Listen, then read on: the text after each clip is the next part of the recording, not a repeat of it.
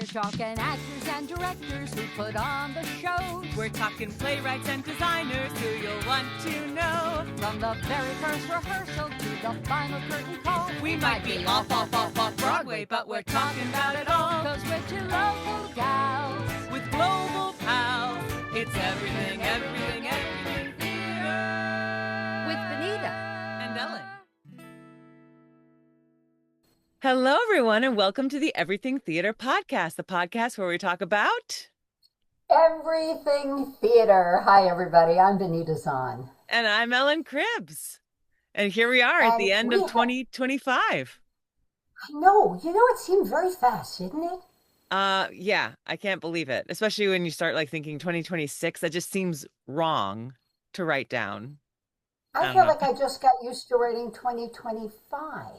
Yeah, the other day I kept referring to something. I was like, yeah, in 2014, and people are like, no, you mean 2024? I was like, oh yeah. My brain's still not even in the 20s yet. I saw the guys from Fort Salem Theater posted they made 5 years. Where did the time go? And my comment, I put a clock up. It flies when you're having fun. For sure. Which brings us to our most fabulous guest, Maggie Mancinelli-Cahill, the doyenne, the retiring doyenne of Capital Repertory Theatre. 30 years, Maggie. How fast did that go? Sometimes it went way too fast and other times it went way too slow. But truly the last years, especially after COVID, I think that that was a time to treasure every minute, and it went very fast for that reason. There was just such a great, for me personally and in theater, such a newfound appreciation for almost everything that I wanted my days to be long, and they were. So you see how that worked out. Did the timing change for you when you came to the decision that you would call it, that this was it, you'd wrap it with this season? No, I had been talking to Philip Morris, and he had been talking about it, and Teddy Foster. We're all of a certain age, which we won't go into right now. And so I had been talking to him for a couple of years. About when should this happen? And, look, during COVID, we didn't know if we were coming back. We did not know if we had the strength economically to come back. Here we had built a new theater, and yet people were sitting 6 feet apart and, and wearing masks, and that's not good for theater. And we owed people a lot of programming because people had been very good to us and kept their tickets on hold. But that meant we owed a lot of programming to the people who had counted on us coming back. And in a way, it was like holding your breath, And then when we could finally start doing some of the things that we had promised 2 years earlier, it was like a huge relief. And I didn't want to give that up. It was really important to me that the new theater had legs before I left. So, yeah, but it wasn't all of a sudden, for sure. It's interesting that you mentioned COVID, because I always feel our podcast is linked to that, because we started this right before COVID, and then our first big year, was kind of during COVID. So, with looking back on this past year of 2025, do you feel theater is back, or has it been forever changed by COVID? What do you think with this past year? I think this past year was really fantastic in many ways in the Capital Region. Seriously, and I'm not just talking about the Rep, but I am specifically talking about the Rep. I think we did some of our best work. But it was exciting to be in the Capital Region. I think that the first theater festival of the Capital Region. I think that was a pretty grand event. It was a grand thought. And the fact that it got carried out was really, really amazing to me. That really took a village. Yeah. And it was, it's exciting to me that there were people that could make that happen, yourself included.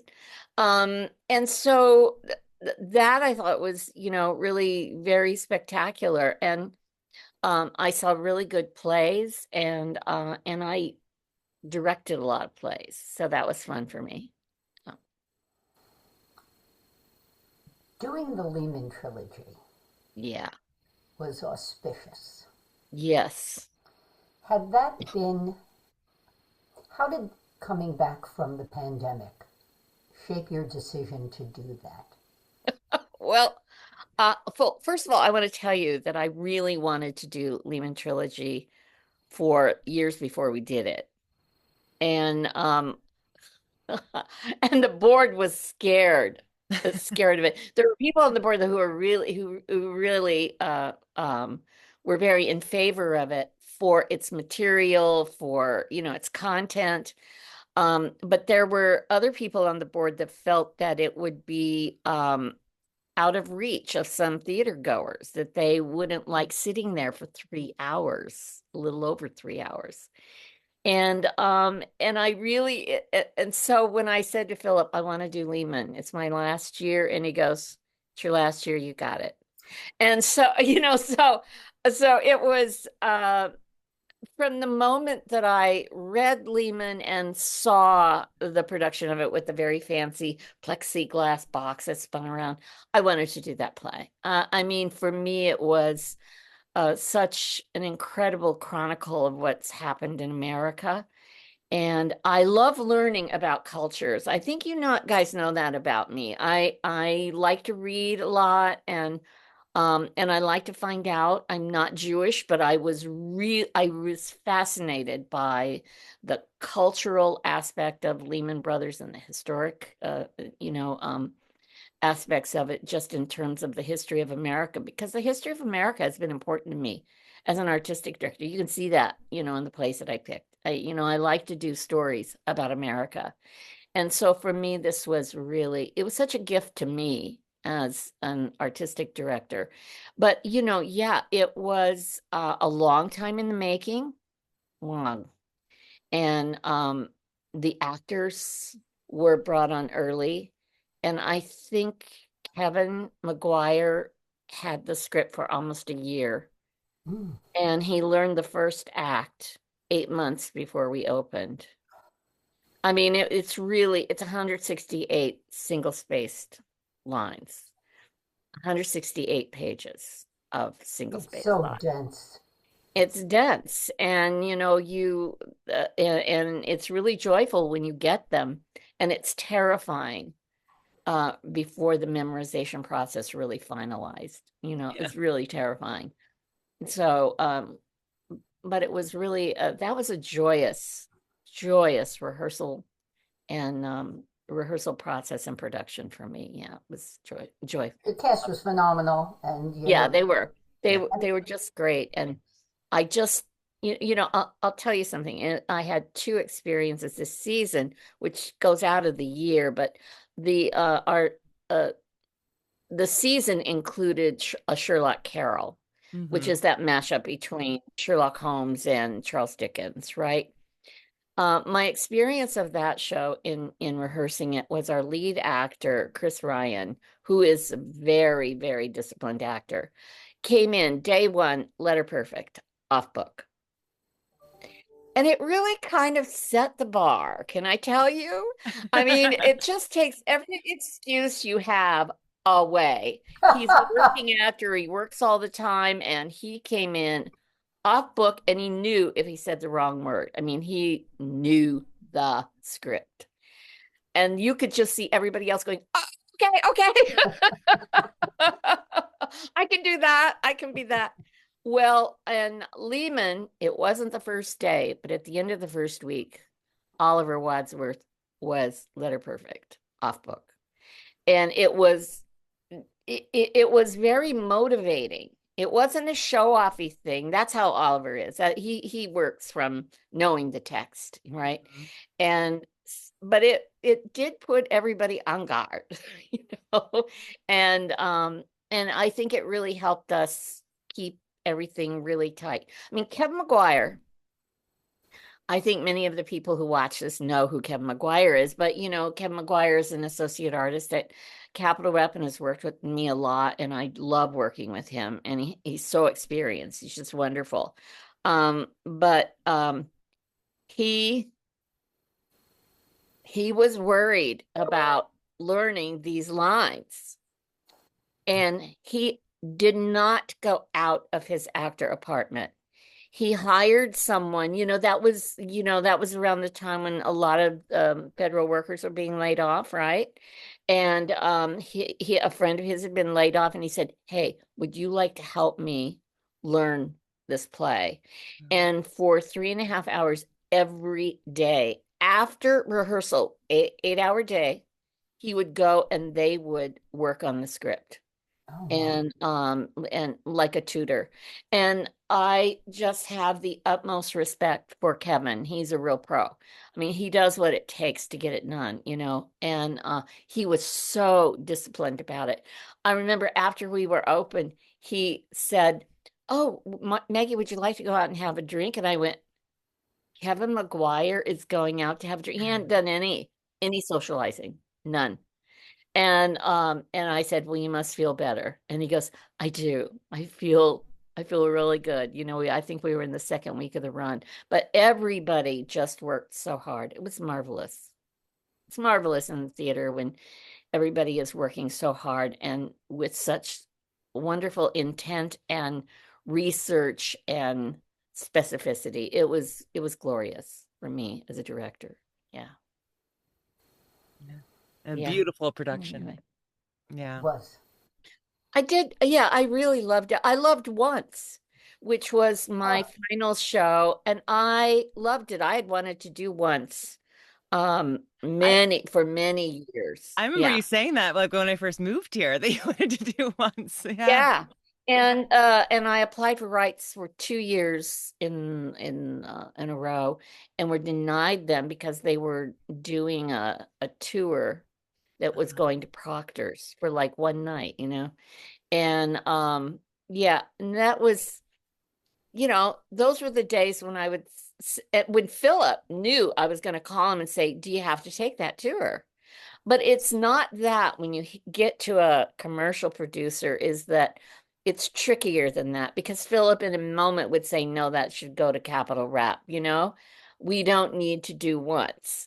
But the producers of commercial theater, often attach, you have to do Once in order to get Wicked. I mean, that's Right. not that particular production company, but that's what it's like. So you can't just say, "Oh, well, we're not going to do that play because we want the regional theater here to do it." And then they released the rights the third year I asked for it, but we couldn't set it in a bar. Now, for everybody who saw the play on Broadway, it was set in a bar. And I will add to this, amateur companies have set it in a bar, but it is not in the rights. You cannot set it in a bar. It's like, it's the most ridiculous thing I've ever heard, but it's considered the intellectual property of the Broadway director. Now, I do hear that now you can make a separate agreement with him and you can get the right to set it in a bar. Well, thanks a lot, bud. But I was just appalled at this. And I said, "No, I don't want to do it then." And then they let the rights go to a wonderful theater in town who did it before we did it. But I knew that's why those rights had been released, is because I had released them. But it didn't stop me from wanting to do the show. But Maggie, I always wanted to do the show. Yeah, so why didn't they want to set in a bar? Well, the on Broadway, it was really fun when you saw the show on Broadway, Yeah. because there was a working bar, and beforehand there was kind of this hootenanny with the cast, and Right. you could go up on stage and you could order a beer at the bar, and then at intermission you could go back up there and have another beer. And that whole idea, that concept, came from the Broadway director. And a lot of times, like when we do a musical, let's say Gypsy, something you know pretty well, Benita. Mhm. Miss da da da da da da. Give me a light switch. Okay, so for everyone who didn't see Benita in Gypsy, she was great. She lit up beautifully. Um, Literally.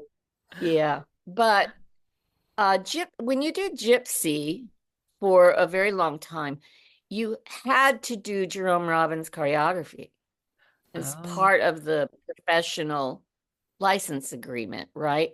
There's many shows like that.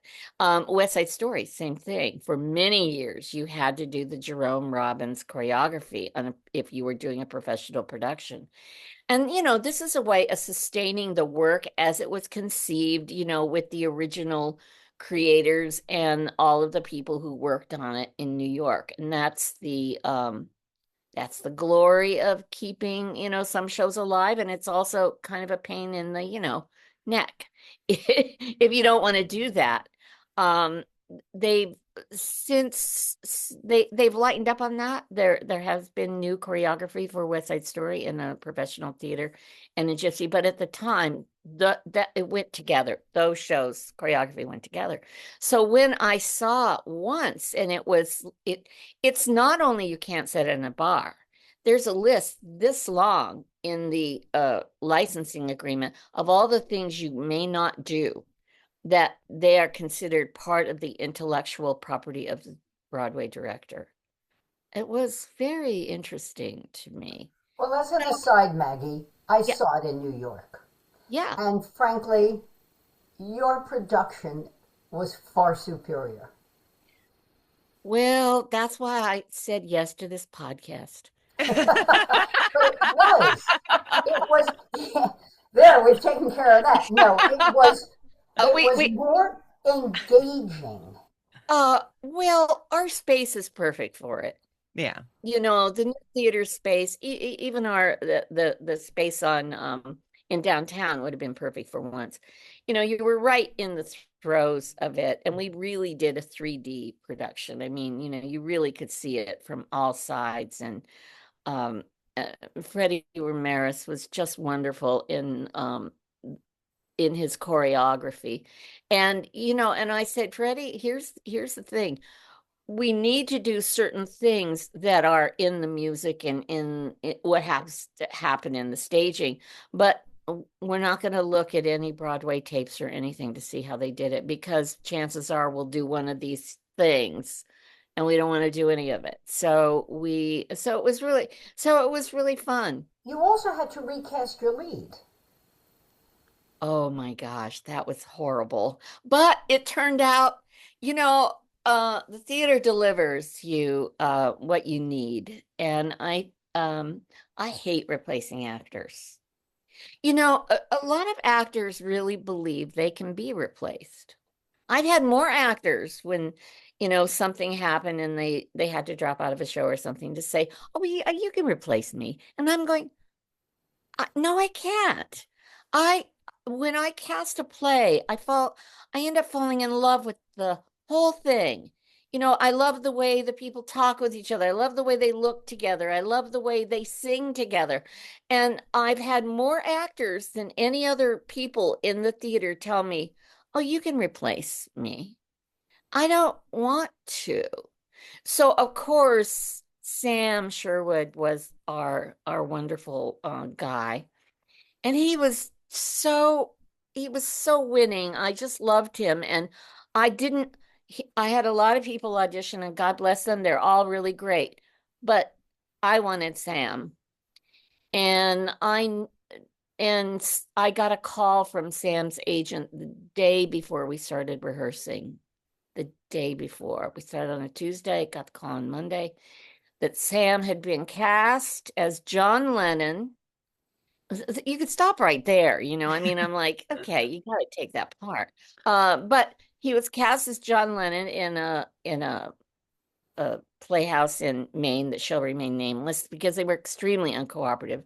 So I immediately, they said, do you want him to drop out? And I said, no, no. I mean, you're talking about the last week, right? And I said, no, no, have Sam come. And so, but what I knew, Sam was so good, and the part is very specific. You really got to play the guitar. You've really got to sing a certain way to get the rock. You know, you have to be at the top of your range to really do that kind of singing that takes very specific kind of voice. And I knew we would not be able to understudy him. I knew we'd have to replace him with an actor who was, okay, I'll say it, as good as Sam, but very different. And I was very nervous about it because I think that the thing about once that I really learned, because a lot of people had done once before in other productions, it's the chemistry. You know, it's the chemistry that really cooks everything that comes from, you know, these different people being on stage. Anyway, I hated recasting Sam, but thank goodness, I had a wonderful musical director named Emily Mikesell. She played Barushka, the mom, and she was the music director, and she knew a lot of people, and we had very similar tastes for our leads. So that was nice, you know, when we were casting originally. Ken Neely, who ended up being our replacement for Sam, he had not auditioned for us. He was out in California, and he decided he couldn't come back to New York for that long a time. And he had just had a baby. And he and his wife were, you know, getting used to, you know, and it's like, oh, and I was really happy, you know, when Sam walked in, and I love Sam because Ken was definitely top of my prospects there, right? And so Emily and I knew that when Sam couldn't do it, that we would call Ken and say, do you think you could come out for a week? And his wife, she was really sweet. She said that she hadn't seen his eyes light up that much to think that he could actually do that part for a week. And so he came in and he had 3 rehearsals. He had videotape. We talked to him, you know, the cast knew, you know, and all that. I mean, it's marvelous what we can do now, you know, to make that happen. But he only had 3 days of rehearsal on our stage. And he was really good, really good. But he had it in his bones. He loved the part. That's what happens to people who do once. They love it.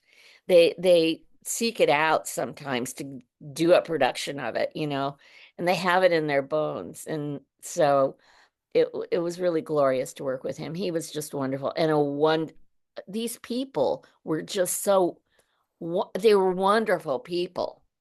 And everybody did what they had to do to make that happen, you know. Yeah. So, was there anything on your list in the 30 years that you didn't get to mount? Yeah, I really wanted to do a production of The Merchant of Venice. And for all of its trouble, that was one of the reasons I wanted to do it. I wanted to see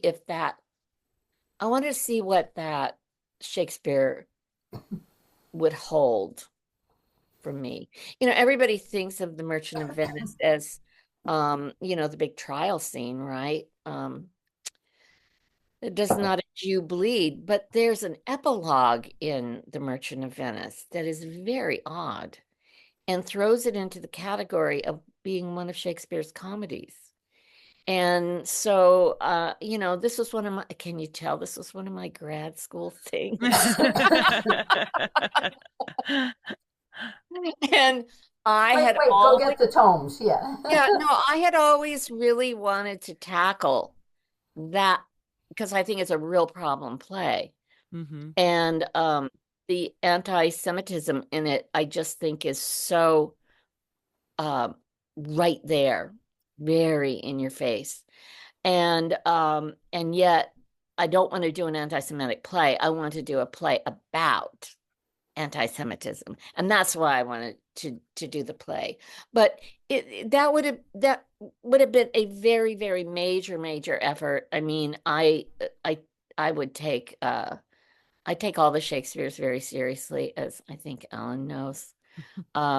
It takes me a while to research them, and even Midsummer, we had a lot of people who knew Midsummer better than I, but the amount of time for me that went into Midsummer was creating the cut text. And so I had to know everything about the original text in order to cut the text. And I used 4 other texts to put them all together and look at what other people had done to finally get a text that I thought could really move and groove on our stage. So yeah, so Shakespeare has its own set of challenges, but that is a play that I think I would like to have done. Yes. Any play you did that you afterwards went, wish I hadn't? Yes, but we're not going to talk about that. Yes, I have. I mean, there are some plays that I really liked but I didn't think their productions were really up to snuff. Not everything is 110% of your liking. Have you guys ever done a play that you were happy it ended? Oh, yeah. Yeah. Right? So, me too. But we were talking about this whole year, and I and you asked me if I thought theater was back, and I'm going to tell you something. It's not back yet. It's not back yet. I mean, I say that, and I'm looking at, Murder for Two, the holiday version, is doing extremely well at Capital Rep. But it is amazing how expenses have gone up since reopening. It's astounding. I mean, just the cost of a 4x8 piece of plywood. Yeah. It's just astronomical. And so ticket prices have had to go up. We raise a lot of money every year in our annual fund, and we're not for profit, and that's how we're made. But the corporate sector has not come back in terms of where we need to be to cover those expenses with corporate sponsorships. The corporate sponsorships are still back in 2020.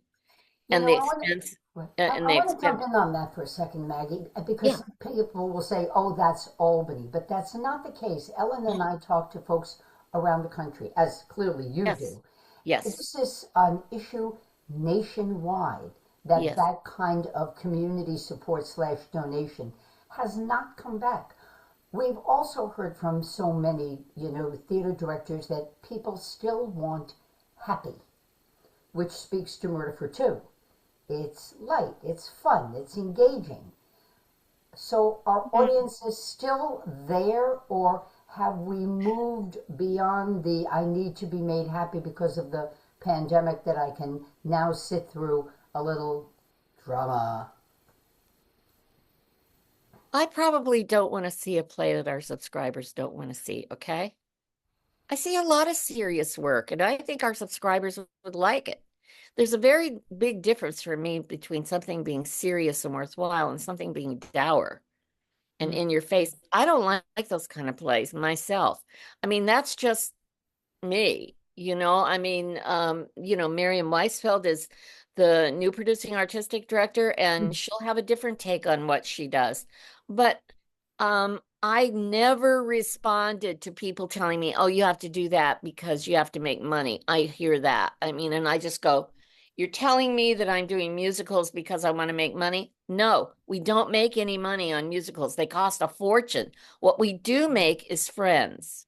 We do make people who will come and be in our seat and maybe try something else. That's what musicals have always done for Capital Rep, and I love them. But I didn't. I mean, you've heard me tell the story that I was very snobby when I came to my job, and I didn't want to do musicals. And then we did Always Patsy Cline. And then I said, what else can we do? You know, this is great because I loved a full theater. I loved a full theater. I love people who were actually glad they got out, paid what is for some people a lot of money for a ticket, and they had a great time. And they said to themselves, I should go to more theater. Man, if a musical does that, then bring it on. Same way with a comedy.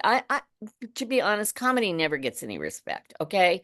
And yet I think it's one of the hardest things to do in the theater, a really good comedy. You guys know that. I mean, you both funny and you've been in comedies. But Blythe Spirit, one of the hardest shows I've ever directed. Maybe it was because of Von Perry and Brittany Ray by Maria. No, it wasn't. That was your joy. Okay, Maggie. Highest point in the 30 years, lowest I love point. them. I have to be clear. I love them. Both are my best friends. Okay, what? Yeah. Highest point in the last 30 years there, lowest point in the last 30 years. Oh my gosh. The highest point, I would have to say the reopening of the theater after COVID. I would have to say for me, that brought everything in the world and theater all together, and everyone who was in the play, who had designed it, who was part of it, everyone who was in the audience, we were all so happy to be alive, to be together. So I would say that was really a high moment for me. And it was the we did a revised version of The Irish and How They Got That Way, which is the play that closed on March 13th, 2020. And we brought it back 2.5 years later on our stage with all the same people. It was pretty high. It'd be hard to beat that. The low point, well, I told this story so many times, and so forgive me, but it was a low point.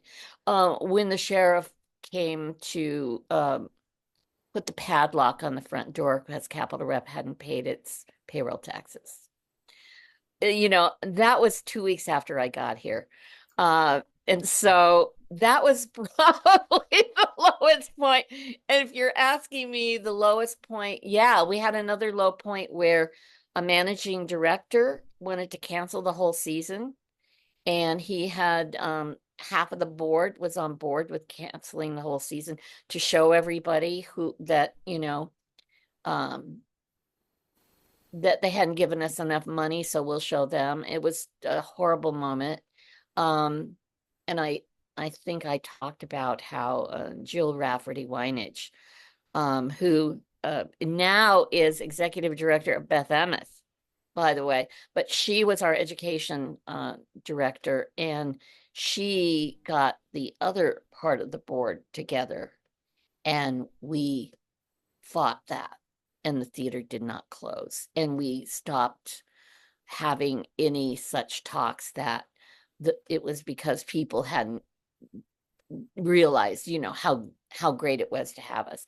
It was like, no, that stops now. But those were very, very low points for me. It made me want to quit. Yeah. But can't quit. No.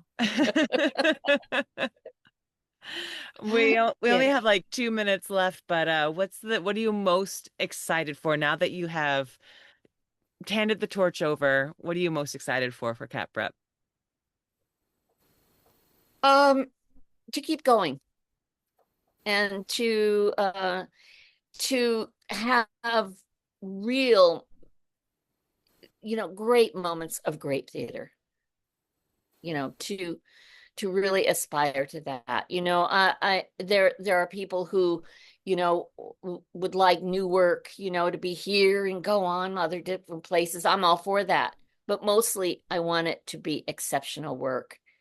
And I want our educations to be exceptional and keep going and inspiring young people to have art a part of their life. I I think that is so important, and I would do almost anything to ensure that. Well, congratulations again on an amazing 30 years at the Rep. Oh, thank you both so much. You are two of my most delightful actors, performers, friends, confidants that I have in the Capital Region, and I love you both. Thank you. Well, it's mutual, Maggie. Yes. And for our listeners, I hope you have a wonderful last few days here of 2025, and we'll see you in 2026. I'm Ellen Cribbs. And I'm Benita Zahn, wishing you all health and happiness. And Maggie, a great sunset you ride off into, and I have a feeling we'll keep seeing you. All best. Everybody, have a great end of year and a wonderful 2026. We'll see you next time.